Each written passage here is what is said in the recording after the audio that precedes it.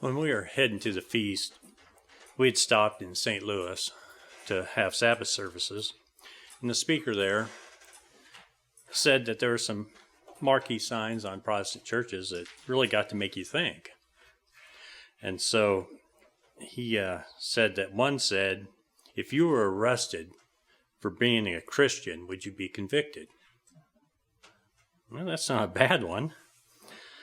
And it got me to thinking, if you were arrested, you'd never want to be convicted of anything.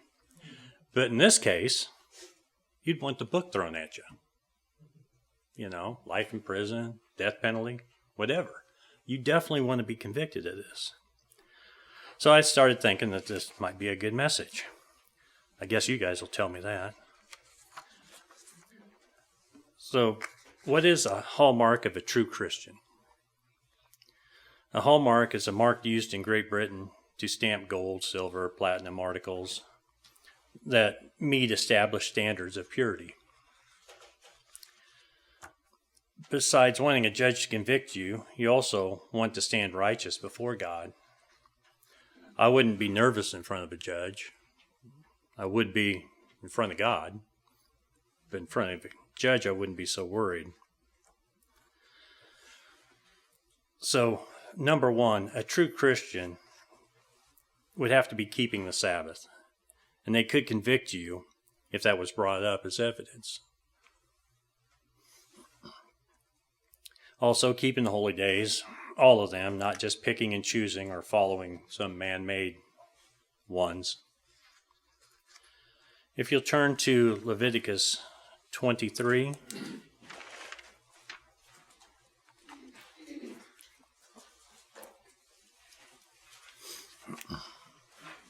Start in verse 1. And the Lord spoke to Moses, saying, Speak to the children of Israel, and say to them, The feasts of the Lord, which you shall proclaim to be holy convocations, these are my feasts. You notice that God said they're not Jewish or man-made feasts.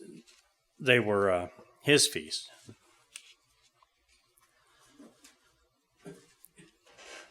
And it says in verse 3, 6 days you shall work, your work shall be done, but on the seventh day is a Sabbath of solemn rest, a holy convocation.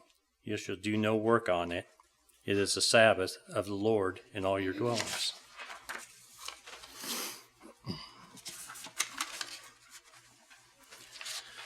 Verses 4 through 8 lists the spring holy days, Passover, days of unleavened bread.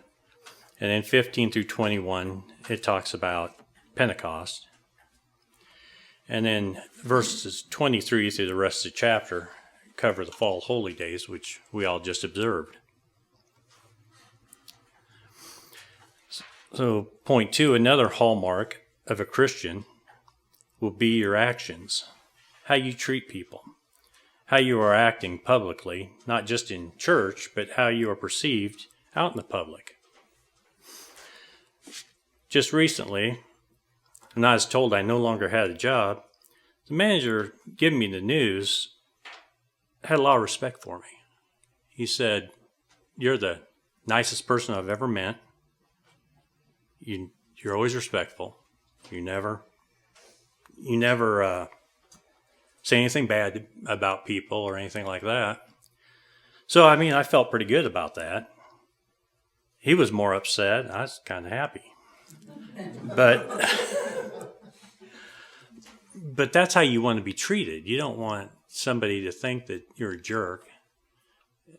He says, I'm the first one that he's ever talked to that he could say that about.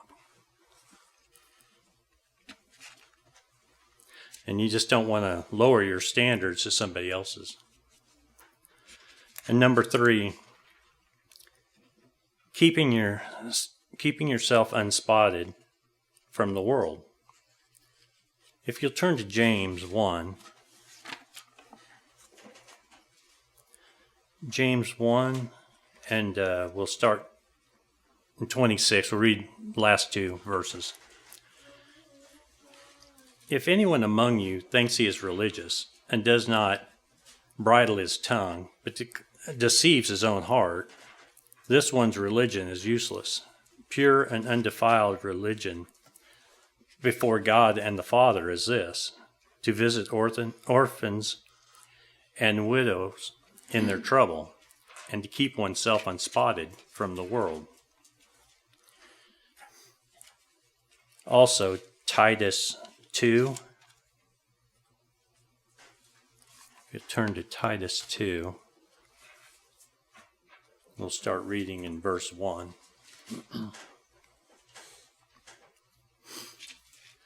But as for you, speak the things which are proper for sound doctrine, that the older men be sober, reverent, temperate, sound in faith, in love, in patience.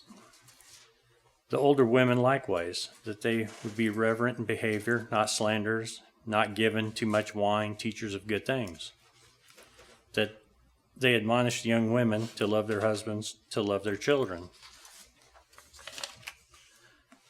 to be discreet, chaste, homemakers, good, obedient to their own husbands, that the word of God may not be blasphemed.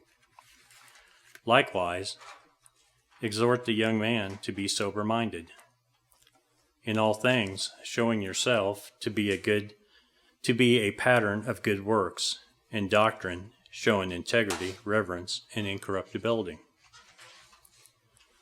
Sound speech that cannot be condemned, the one who is the opponent may be ashamed, having nothing evil to say about you.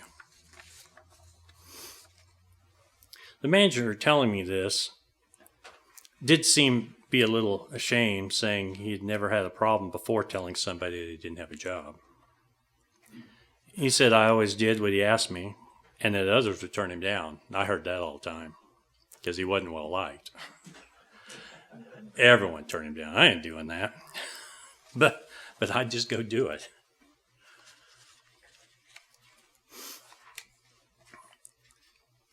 A Christian won't be out drinking and carousing, joining in pagan celebrations like the one that'll be coming up in a few days. Anyone celebrating those diabolical rituals of Halloween cannot be convicted of being a true Christian. A person who is showing these attributes of a Christian will be faithful in all things, sound in faith and patient.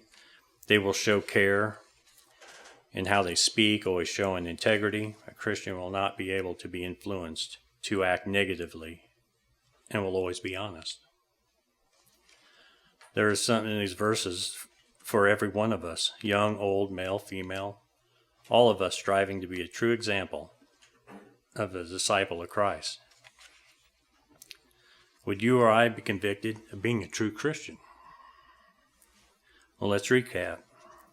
A true Christian keeps all God's commandments and holy days. A true Christian will treat everyone they meet in the same manner that they would like to be treated. A true Christian keeps themselves unspotted from the world, not engaging in the unusual behaviors of those around them, and has control of their tongue so that no blasphemous language or lies comes out of their mouth. We all shall fall short at times, but it is the journey that God looks at. When we fail, we pick ourselves up, set a different course, and continue on, never giving up because God never will. Our convictions should certainly have us convicted of being a Christian in the court of law.